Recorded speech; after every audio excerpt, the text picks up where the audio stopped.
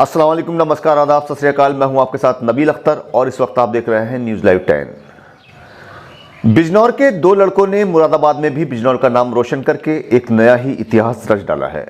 यहां के रहने वाले दो लड़कों ने एक टैक्सी ड्राइवर से उसकी गाड़ी लूटी और उसको मार डाला। मुरादाबाद के एसएसपी ने इस मर्डर का खुलासा करते हुए बताया कि वारदात में शामिल बिजनौर के युवक अभय और उसके दो साथियों को गिरफ्तार कर लिया गया है। इनके कब्जे से पुलिस ने लूटी गई कार को भी बरामद कर लिया है। इन्होंने टैक्सी ड्राइवर के हाथ पैर बांधकर तालाब में डाल दिया था। दरअसल 5 मार्च को बिलारी के तीसबा गांव में तालाब के अंदर से एक युवक की लाश बरामद हुई। अगले दिन इसकी शिनाख्त रामरतन सिंह निवासी नया मुरादाबाद के रूप में हुई, जिसके बाद पुलिस को पता चला कि रामरतन टैक्सी ड्राइवर है और उसकी कार भी गायब है। परिवार ने बताया कि रामरतन 1 मार्च को रात 10:30 बजे टैक्सी लेकर घर से निकला था, जिसके बाद वो वापस घर नहीं आया।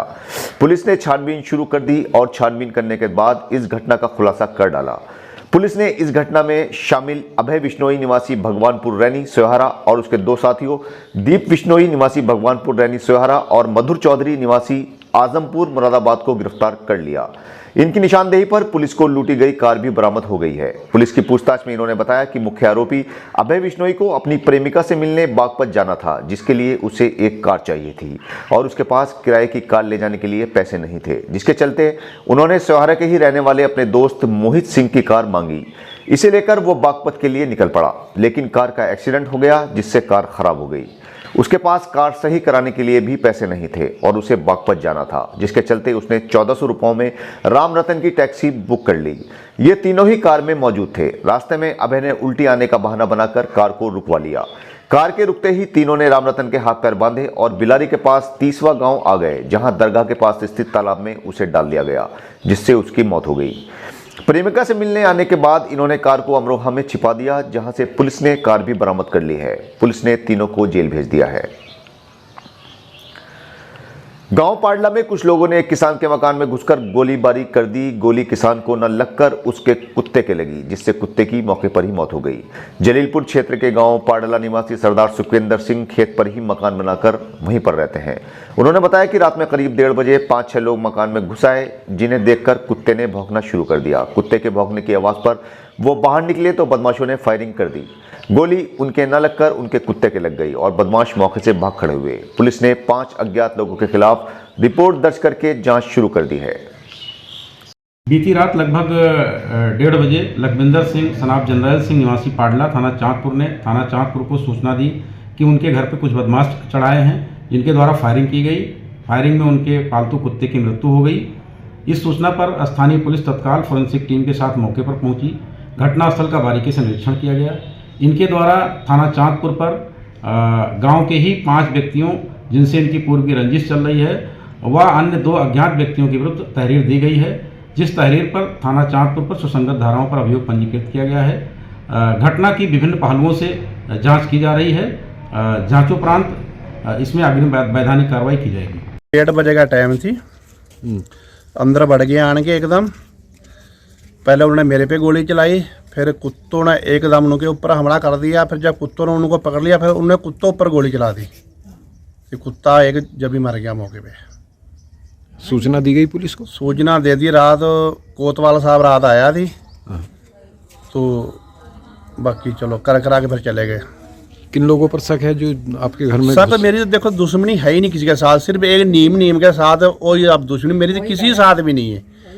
कई गांव मेरे यहाँ किसी को पता आप कर लो, किसी का मेरी दुश्मनी नहीं है। बिना नीम से मेरी दुश्मनी है ही नहीं। अच्छा, पहले भी कोई नीम का रगड़ा? हाँ, पहले एक नए साल को मानो 1 जनवरी को होया थी।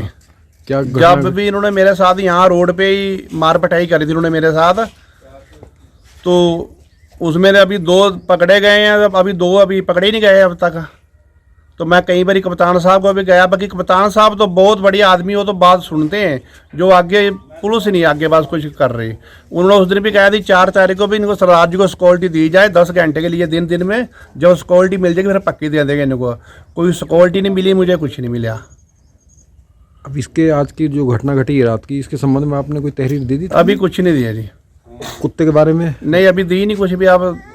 अब कुत्ते का क्या करेंगे इसका? अब कुत्ते का इसकी करवाएंगे, इसकी मेडिकल डॉक्टरी करवाएंगे इसे। तो अब मेडिकल के लिए कहाँ ले जाएंगे इसको? अब बजनौरी यहाँ भी होएगी। पशु जी जी जी। अपना घर का कुत्ता थी। बिजनौर में सभी लोगों को अब सपा की टिकट का इंतजार है। उसके बाद यहां का लोकसभा चुनाव का मुकाबला जबरदस्त होने वाला है।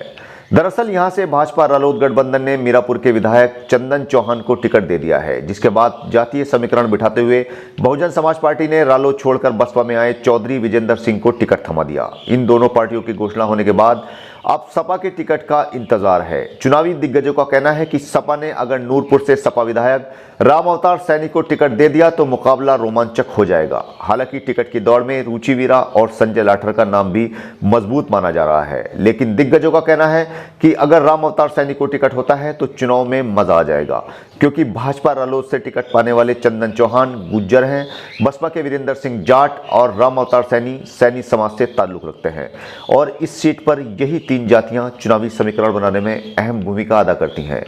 चंदन चौहान को भी 36 बिरादरियों से जीतने की आस लगी है। वहीं बसपा के पास अपना ही पारंपरिक वोट काफी बड़ी संख्या में मौजूद है।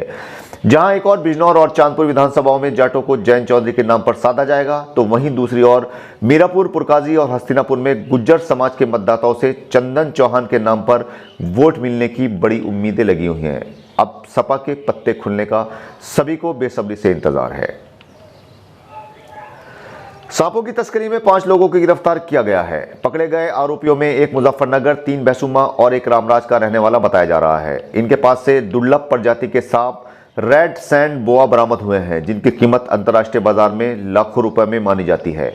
वन विभाग ने नूरपुर मुरादाबाद मार्ग पर गांव हसूपुरा के पास एक मारुति कार में से ये सांप बरामद किए हैं। पुलिस ने सांपों के साथ अंकित निवासी गांव रेड़वा रामराज, अर्जुन निवासी मोहल्ला नई बस्ती बैसुमा, मोहन निवासी रामराज, तरुण निवासी मायानगर बैसुमा और सियानंद निवासी मोहल्ला मायानगर बैसुमा मेरठ को गिरफ्तार किया है। तो ये थे बिजनौर की आज की कुछ खास खबरें। कल आपसे फिर मुलाकात होगी बिजनौर शहर की कुछ खास और ताज़ा तरीन खबरों के साथ। तब तक अपना और अपने परिवार का पूरी तरह से ख्याल रखिएगा। जय हिंद।